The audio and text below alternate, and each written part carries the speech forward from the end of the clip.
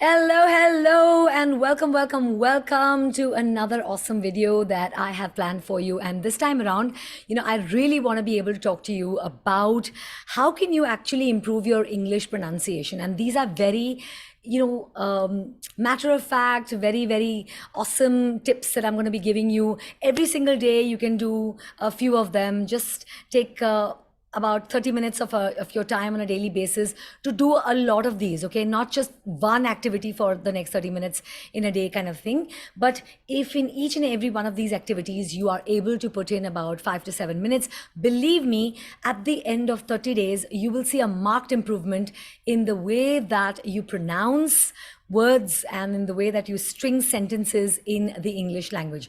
Hi, I'm Pallavi Valia Raj, and I am a charismatic communication coach. And I definitely want to be able to help you understand how you can connect better with people using the English language. Because see, one thing is that I don't believe that communication is the same as language. So you can use whatever language that you want to use. You can still be a very powerful, impactful, very charismatic kind of a communicator.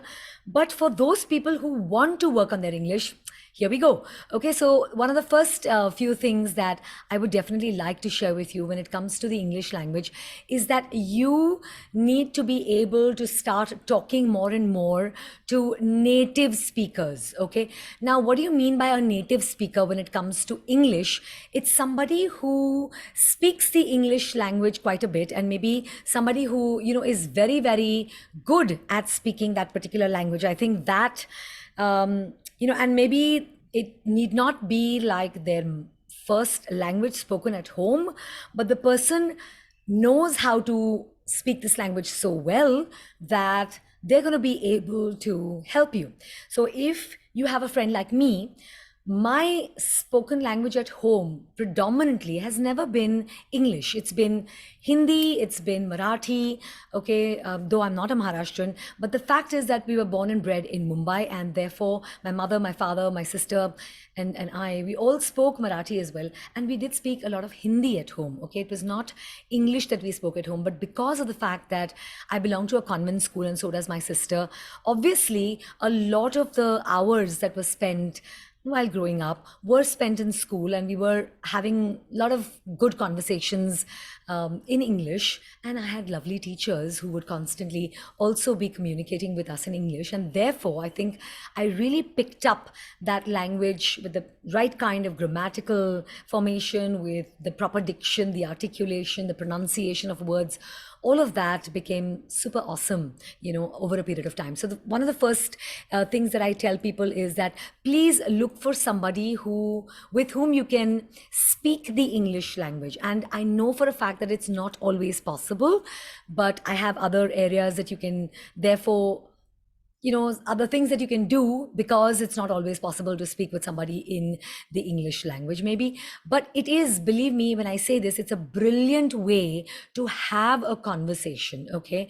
And when you can start speaking with somebody who's very comfortable with English, then when you're speaking to them, you're listening as well at the same time. And that also becomes a powerful source of you understanding, okay, how are different words pronounced, how are sentences strung together, what do we use as grammatical rules or grammar rules, what kind of rules are applicable when you really want to speak that language beautifully, okay? And when you start speaking with them, and if you give them the permission to maybe start correcting you a little bit when it comes to your pronunciation or when it comes to you using proper grammar rules, then I think that you will really benefit massively, okay? Now, one of the other things, of course, that you can be doing, I have 8 different things that you can do really in your daily life. And one of the other things that you can actually do is to be able to narrate your life in English. So you're, right now looking at this video and saying, what nonsense are you talking? What do you mean by narrate your life? Well, very simply put, whatever activity you are doing across the day, I want you people to start saying out loud in English, what is it that you're going to be doing all day long? That's what I want you people to do.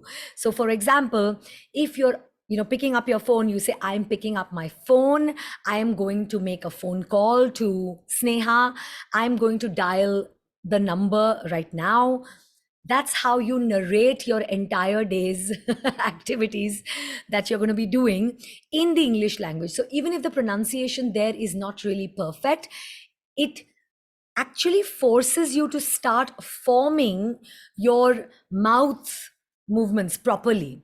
And it also forces you to start using the tongue a little more, just like English speakers would use the tongue while speaking. Okay, because this is an absolutely fantastic tip that I really have for you, because I want to be able to share with you that in different languages, the tongue movements are very, very different. Like if I had to speak about somebody who's speaking in Hindi, वहाँ जो भाषा है और जैसी टंग movements होती हैं वो English की टंग मूवमेंट से बहुत ज़्यादा अलग होती हैं. और अगर मैं मलयालम में कुछ आपसे बोलना शुरू करूँ, वहाँ की जो टंग मूवमेंट्स होती हैं, that is absolutely different as compared to how the tongue moves for the word formation and for the sentence formation in English language. Okay, so the tongue is a muscle. You must understand this. And when we have any muscle in the body, believe me, it can be exercised. Okay, so I just want you to understand this loud and clear, that even if you are not pronouncing something properly, it's really okay as long as you are speaking it out in English. You are forcing, so there is, a connection. The brain is making a connection with the tongue muscle, it's making a connection with the jaws, it's making a connection with this entire mouth area, that this is how things need to come out of your mouth when you're speaking in English.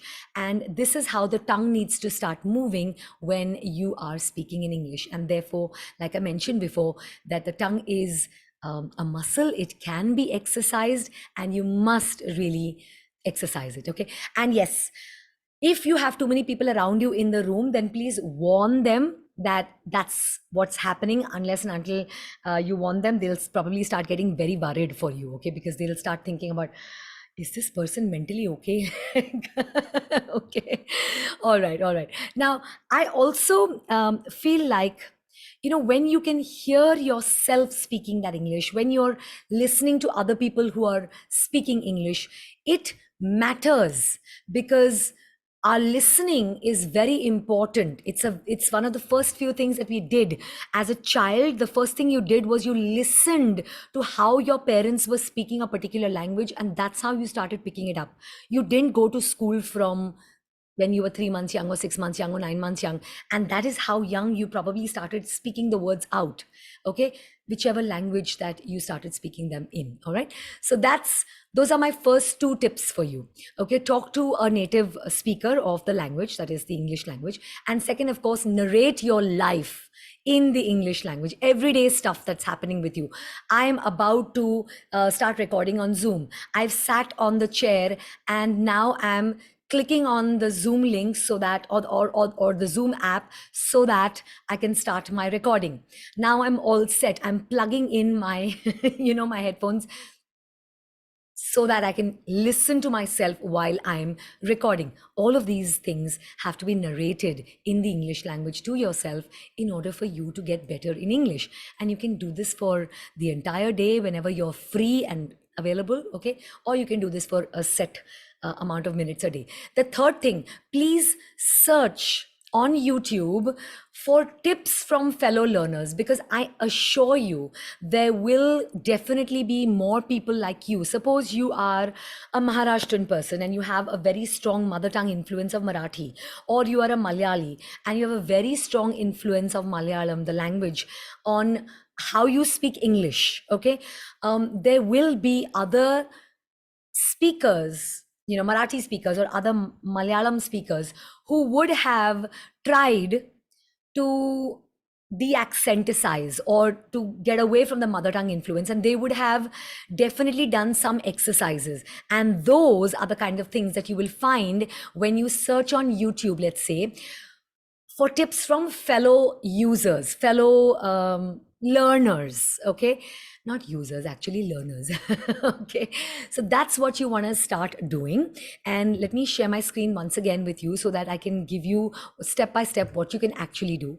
So, like I keep saying, that your native language might not have really helped you to develop the muscles that are necessary to make the kind of sounds that come out while speaking the English language.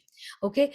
And therefore, it becomes very necessary for you to listen to what kind of exercises, to know what kind of exercises some of the other people who were wanting to get really good at English were doing, so that you can start using those techniques as well.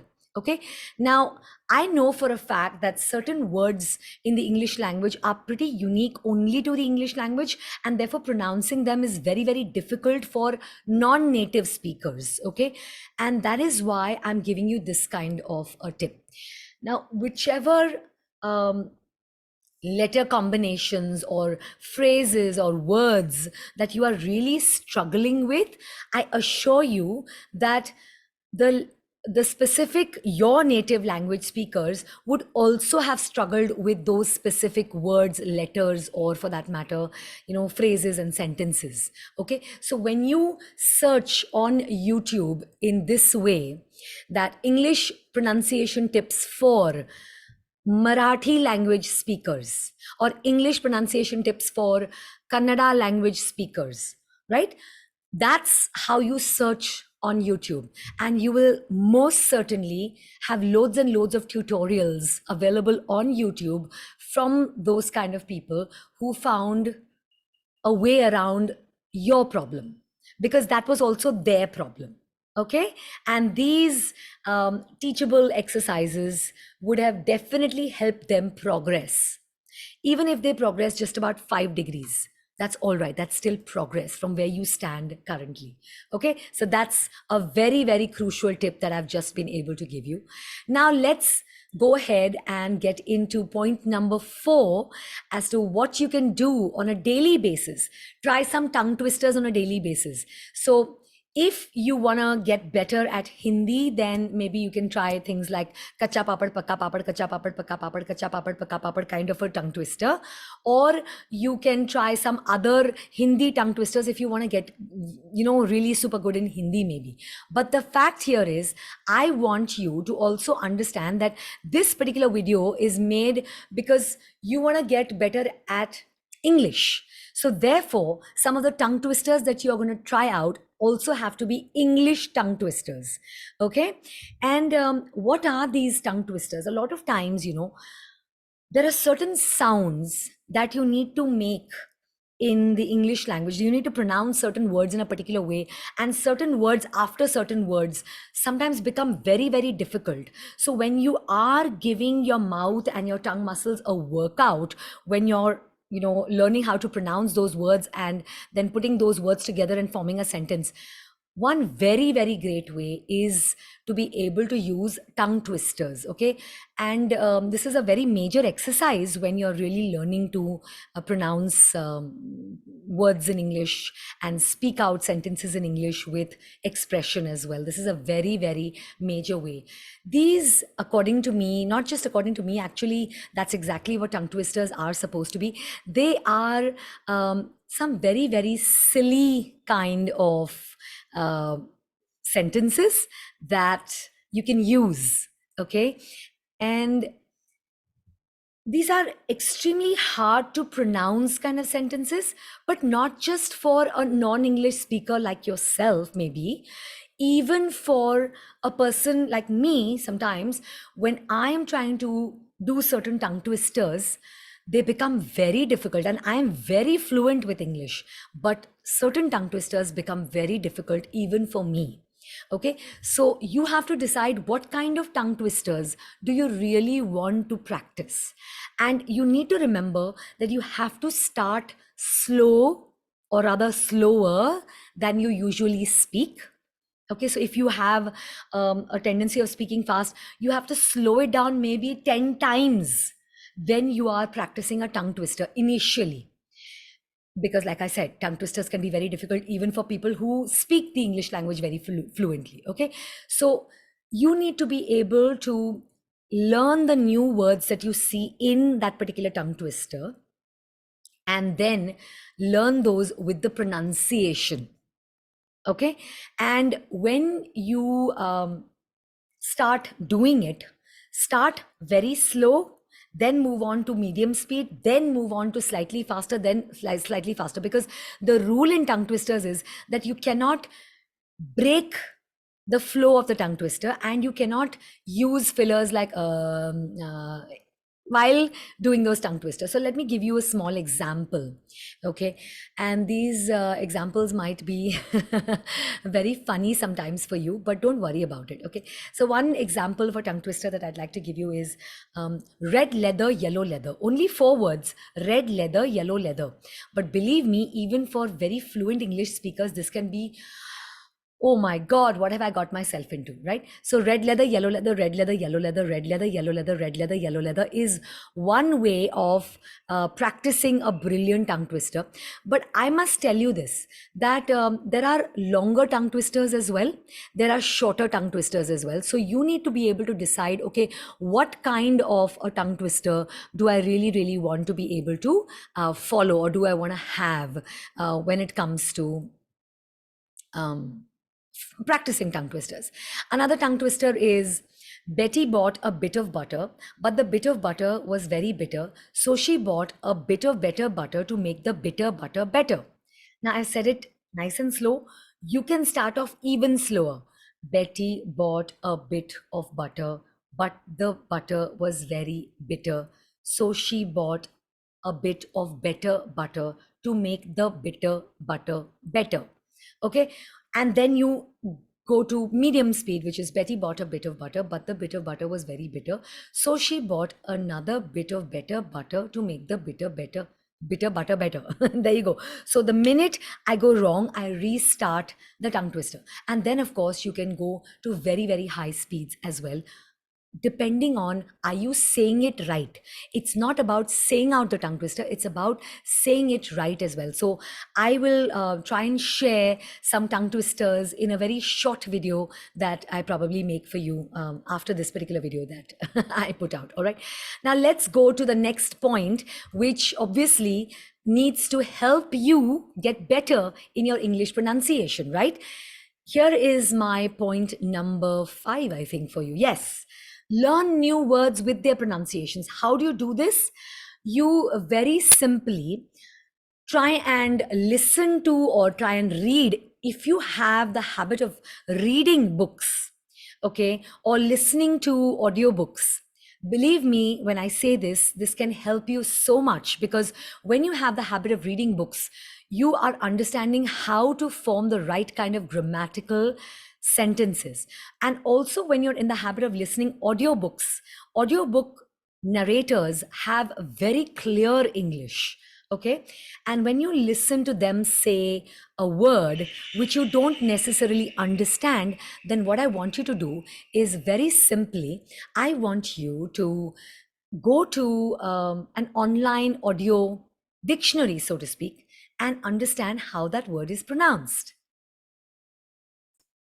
So let me share with you what exactly I mean by, how do you do this step by step, right?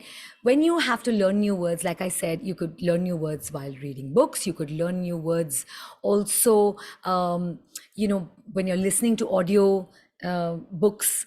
And it's very easy to correct pronunciation from the very beginning than to fix a bad habit which you've already formed. So let us say you start pronouncing this particular word called opportunity as opportunity.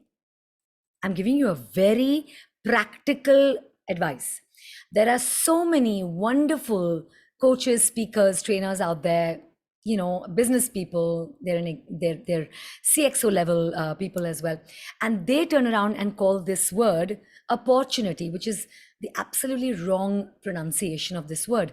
It's actually opportunity. Now, if they had right at the beginning, when they were learning this language, the person who taught them this particular pronunciation of this word, if they had learned it the right way, it would have been far easier for them. But now, when I try to correct people and they're maybe in their 30s or 40s or 50s, they are not really able to connect with it immediately. All right. And therefore, it takes a much longer time. So, when you see a new word that you're reading or listen to a new word, please go right ahead and go to, like a free dictionary, audio dictionary called dictionary.com, if you want to see the American English accent of a particular word, or you can go to dictionary.cambridge.org if you are learning a British English accent. Whichever one you feel most comfortable with, and keep to one. Don't like go one word here, one word there, right? And then learn the right pronunciation through that particular audio dictionary. And that's when you start using that word, and you also start understanding the ways in which to use that word. You also start understanding the exact meaning of that word, right? Got that?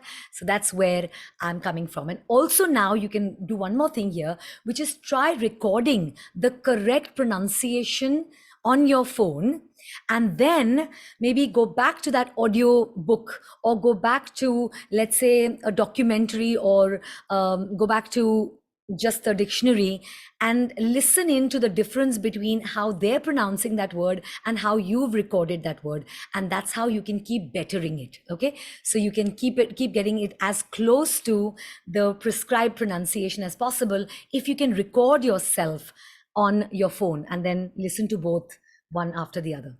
Got that?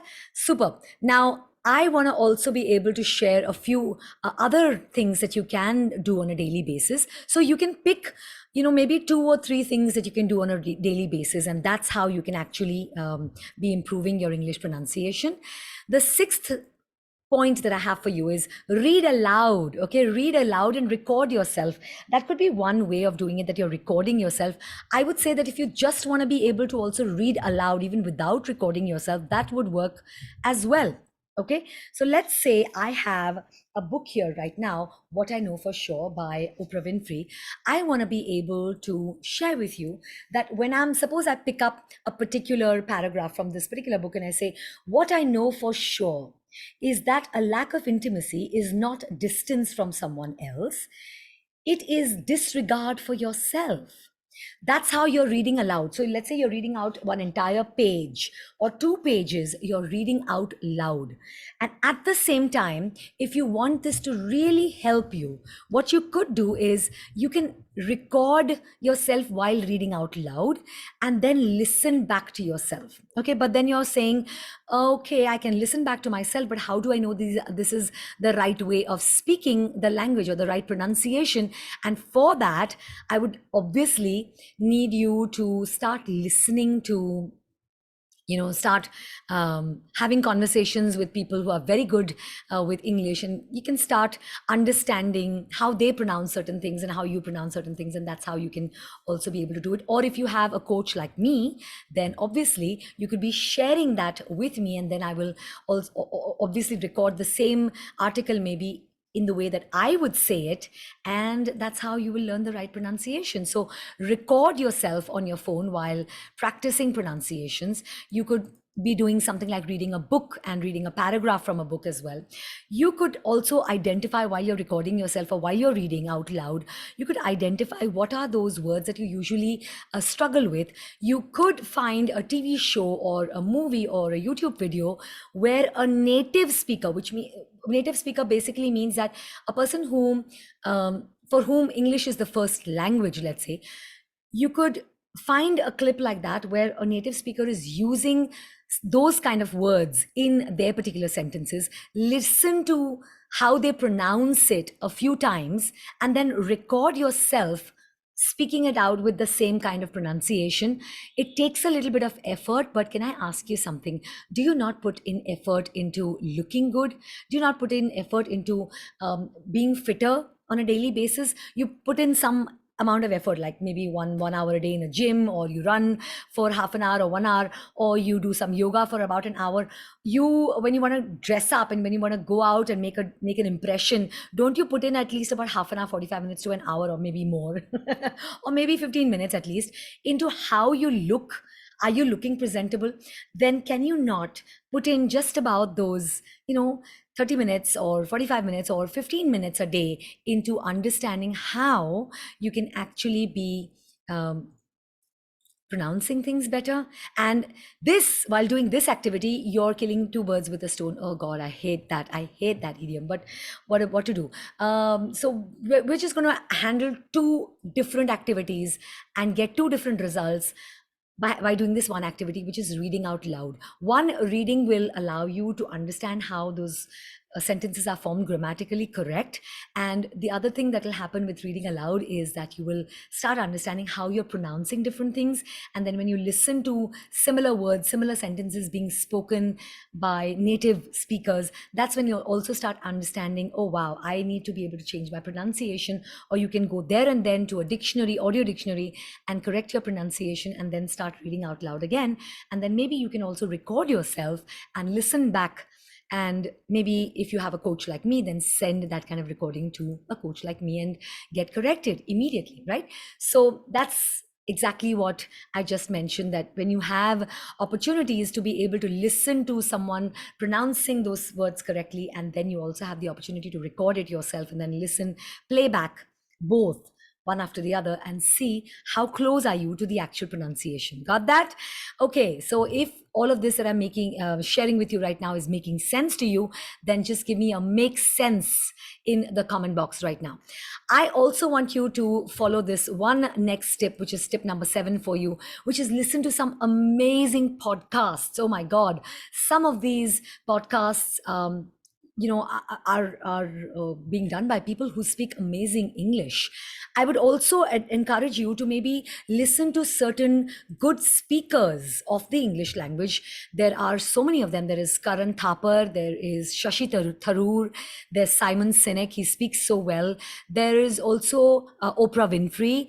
Wow, I mean, these are people who really speak well. They also, some of them also have podcasts. Ali Abdal also have podcasts. So therefore, here we go. When you're listening, your listening skills become very, very crucial when you're learning how to pronounce, especially so when it is a new language for you. All right, listening, that's what I told you right in the beginning. You started understanding whichever language you're speaking fluently today because you listened to your parents speaking that particular language as well. So listening becomes very crucial. Listening to native speakers, picking up on their speech patterns, that is very crucial. And I certainly believe that podcasts are great for getting familiar with English, as it is done in a very spoken way, because podcasts are usually recorded by people. Like, I started recording a podcast just yesterday with my daughter, and we're doing a podcast together. It's called The Difference Between the Ages. Very soon you will have it on Spotify, as well as on what's that called, Instagram, as well as on Twitter. But I want to be able to share with you that podcasts are done when two people are just having a conversation about something. Podcasts are not very, very, they could be scripted, but they're done in a very conversational way. They're not read out as you would be reading out a book. So an audiobook, somebody who's reading out an audiobook could be doing it in a way where they are reading out some content, and that's the reading tone that they're using. But podcasts are done in a tone which is conversational, because you are trying to have a connect with your listener, or there are two of you who are having a conversation with each other and the listener is included in that conversation. And therefore, podcasts are really awesome to be able to understand how to pronounce certain words when you're trying to have that conversational style of tone. Okay. And that's why I've given you this particular tip about listening to good podcasts. Okay. Now we're going to the 8th tip by me. And this is very simply speak slowly. When you are trying to develop a particular language, you need to be able to slow down your pace so that you're able to articulate the words that come out of your mouth. You're able to understand while you're speaking, okay, this is the right this is the right grammar I'm using. This is the right pronunciation. Okay, you should be able to ideally slow down your pace of the usual pace of your conversation. That's what I normally say to people.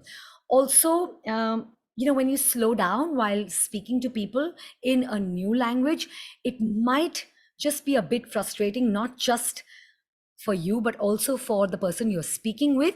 But I want you to consciously give yourself that time to really choose more accurate pronunciations to the words that are coming out of your mouth. And you probably have studied those words. You've gone on these audio dictionaries, you've listened to those pronunciations, you've said it out. It's not just okay to listen, okay? You have to speak it out, because you are giving your brain the signal, and the brain is giving that signal to your mouth, your tongue, your jaw, these muscles, and the way that your tongue moves when you pronounce certain words. So then you're building those muscles up. It's a constant. I'll give you an example. When you first start learning how to cycle, can you cycle beautifully right in the beginning? No, right? I mean, you are struggling a lot with it, correct? And that's what happens when you're speaking a language for the first time. You will struggle a lot with it. But as you keep doing that activity, you start training your brain. And as your brain starts training gives those signals and starts training those muscles, that's when you start getting better, not just at cycling, not just in the gym, but also at speaking a language. But even in the gym or even while cycling, if you try to do it at 50 kilometers per hour on the very first go, do you really think you would land anywhere? Yes, you would land on the floor. You would land on the ground, right? But the fact is that when you're beginning to do something, start slow, even if it is your language. And that's when you will really start seeing how you can make it a long-term habit to start speaking more confidently. Because when you start speaking very fast and when you start making all those mistakes right in the beginning, you really become super underconfident after that, because you find yourself making so many different mistakes. And you don't like that. And you don't like it that people are sniggering around you or they're laughing because of the fact that you're making mistakes and not even realizing them instantly. And that is what I want to be able to stop. It should not happen with you. So therefore, when you start slow, you are really a lot more conscious about what are you pronouncing, and therefore you can correct it there and then if you've brought out a wrong pronunciation of some particular word. If this has been a very, very useful session for you, if this has been a very useful video for you, please share in the comment box what has been your biggest takeaway from these 8 points that I've shared with you. Once again, if you'd like to see all the 8 points mentioned in one particular slide, here it is right now for you. So go right ahead, share with me what has been the biggest takeaway from amongst all these 8 points for you. And also do share with me what are some of the things that you are already doing in order to improve your English pronunciation. Got that? And you can actually take this as a screenshot and maybe keep it there as one of your screenshots so that it's a reminder for you every single day that, hey, I can actually be doing one of these exercises or 2 or 3 of these exercises for a few minutes on a daily basis, and that is going to help you loads with your English. All right, I'm Pallavi Valia-Raj. I'm out of here. Thank you very much for watching. And yes, of course, thank you very much for commenting. Please go ahead and subscribe to my YouTube channel if you already haven't. Please click on that bell icon so that whenever a new video by me gets posted, you get a notification of that. Go ahead and share this video if it's brought in a lot of value for you as well. I love you guys. Mwah. Thank you so much for constantly showering your love on me. I'll see you in my next one. Ciao.